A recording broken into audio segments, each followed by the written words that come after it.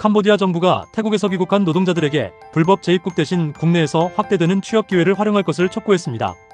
올해 상반기 9만 1천 개 이상 일자리가 창출됐으며 승인된 신규 투자 276건을 통해 약 16만 개 일자리가 추가로 생길 전망입니다. 오픈 AI가 캄보디아 포이펫에서 활동한 것으로 파악된 온라인 사기 조직의 챗GPT 관련 계정을 차단했습니다.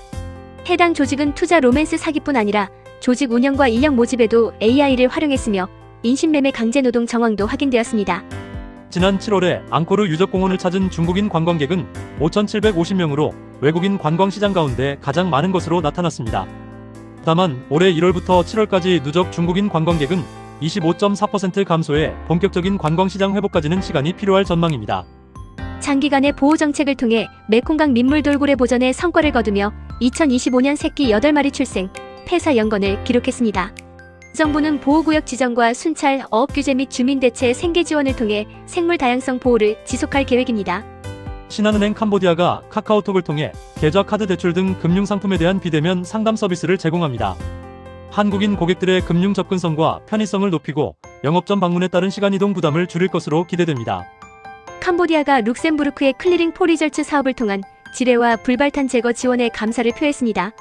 당국은 지난 30년간 큰 진전을 이뤘지만 국경 지역 등에 폭발물이 남아있어 추가 자원과 국제사회의 지속적인 지원이 필요하다고 밝혔습니다.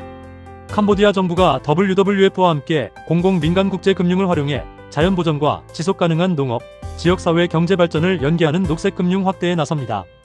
환경부는 그린 2.0 정책을 통해 위성 영상과 드론을 활용한 불법 산림개간 감시 단속도 강화할 계획입니다. 환경부가 페이스북, 틱톡, 텔레그램 등을 통한 야생동물 광고 및 거래도 현행법에 따라 처벌할 수 있다며 온라인 밀매 단속 강화를 촉구했습니다. 환경부는 콘텐츠 제작자와 이용자들에게 판매 소비를 홍보하는 사진과 영상의 게시를 자제해달라고 당부했습니다. 1월부터 7월까지 교역액이 440억 7천만 달러를 달성해 21.3% 증가했으나 수입 증가폭이 커 무역 적자가 24억 4천만 달러로 확대되었습니다. 중국과의 교역은 136억 3천만 달러로 최대 규모를 유지한 반면 미국과는 86억 7천만 달러의 무역 흑자를 기록한 것으로 나타났습니다. 캄보디아 정부가 티베트 1.5 프로그램을 통해 빈곤 취약계층 청년들에게 직업훈련비 전액과 생활비를 지원합니다.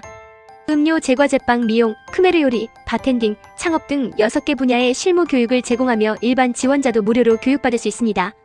빼짠무늬 여사가 취약계층 1,051가구 4,684명에게 의료지원카드와 구호물품을 전달하며 저소득층의 의료비 부담 완화에 나섰습니다. 이번 행사에서는 559장의 의료지원카드가 발급 또는 갱신되었으며 카드 소지자는 전국 의료기관에서 의료비 지원을 받을 수 있게 됩니다. 정부가 전기차 보급 확대에 맞춰 EDC를 중심으로 주요 국도와 도시 등의 급속 충전망을 구축하고 전력 공급 인프라도 강화합니다. 정부는 초기 1,000만 달러를 투입해 민간 투자가 부족한 지역까지 충전시설을 확대하고 전기차 이용자의 충전 불안을 줄일 계획입니다. 증권거래감독원이 ADB와 함께 가상자산과 디지털 자산 관리를 위한 법률 초안과 증권산업 금융기술 발전 로드맵을 검토했습니다. 빠르게 변화하는 디지털 금융 환경에 대응하고 증권 분야의 핀테크 도입과 발전을 위한 중장기 기반을 구축한다는 계획입니다. 캄보디아 정부가 공공조달을 활용해 저탄소 친환경 건축자재의 생산과 사용을 확대하고 건설 산업의 지속가능한 전환을 추진합니다. 정부가 친환경 자재를 우선 구매해 시장 수요를 창출하고 이를 민간 건설 시장까지 확산시키는 정책 수단으로 활용할 계획입니다. 중앙은행이 카페, 식당, 교통업체 등이 운영하는 전자지갑에 대한 관리 감독을 강화하고 비인가 사업자는 90일 이내에 신고하도록 했습니다. 전자지갑 잔액은 최대 20만 리엘, 사업자 전체 잔액은 8억 리엘로 제한되며 해당 업체의 상품과 서비스 결제 용도로만 사용할 수 있습니다. 바탄방시에서 ADB 지원을 받아 21개 도로 건설과 확장 사업이 추진되며 15개 건설사가 경쟁 입찰에 참여합니다. 본 사업으로 교통 편의와 관광 물류 경쟁력을 높이는 한편 폐기물 매립장과 하수 우수 처리 시설 등 도시 인프라 개선도 함께 추진됩니다. 캄보디아가 보건의료 현대화와 의료 서비스 품질 향상을 위해 한국의 선진 의료기술과 과학 분야의 경험과 노하우 공유를 요청했습니다. 이에 양국은 보건의료를 비롯한 다양한 분야에서 상호 이해와 협력을 강화하기로 뜻을 모았습니다.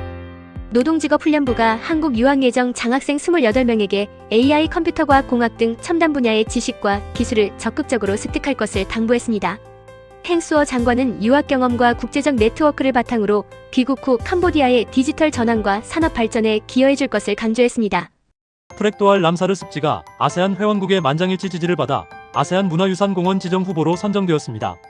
최종 승인 시 23년 만에 캄보디아의 세 번째 아세안 문화유산공원이 되며 정부는 카다몬 산맥 국립공원의 추가 지정도 추진할 계획입니다. 노동직업훈련부가 고위 공무원을 대상으로 AI 교육을 시작해 행정 효율성을 높이고 공공서비스 현대화를 추진합니다. AI 활용에 따른 정보 유출, 허위 정보, 데이터 편향 등의 위험도 함께 교육하며 책임 있는 AI 활용과 디지털 행정 역량 강화에 초점을 맞췄습니다. 캄보디아와 중국이 무역 메커니즘 개선, 상호 시장 접근성 확대, 경제협력 분야 다변화를 통해 경제무역 협력을 강화하기로 했습니다. 한편 올해 1월부터 7월까지 양국 교역액은 136억 2천만 달러로 전년 동기 대비 23.9% 증가하며 규모가 빠르게 확대되고 있습니다.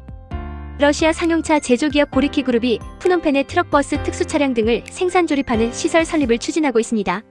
고리키 그룹은 캄보디아 내 상용차 수요가 충분하다고 판단하고 조속한 사업 착수를 희망하며 현지 투자 확대에 나설 계획입니다. 훈센 상원의장이 내년 코민 상갓 의회 선거에서 각 코민마다 최소 1명의 여성이 당선될 수 있도록 당선 가능 순번에 배치할 것을 촉구했습니다. 또한 여성의 지방행정 참여 확대를 위해 교육을 지원하고 2050년까지 행정서기의 여성 비율을 50%로 높이는 장기 목표도 제시했습니다.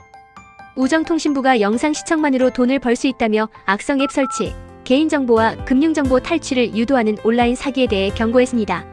출처 불명의 링크와 앱 설치를 금지하고 이미 의심스러운 앱을 설치했다면 즉시 계좌를 차단하고 사이버범죄수사국에 신고할 것을 당부했습니다.